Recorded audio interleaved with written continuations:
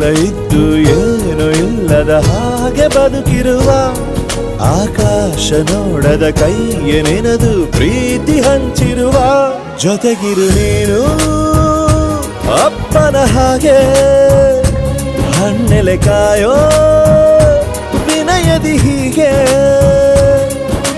ನಿನ್ನನು ಪಡೆದ ನಾವು ಪುನೀತ ಬಾಳು ನಗು ನಗುತ್ತಾ ಬೊಂಬೆ ಹೇಳುತ್ತೈತೆ ಮತ್ತೆ ಹೇಳುತ್ತೈತೆ ನೀನೇ ರಾಜಕುಮಾರ.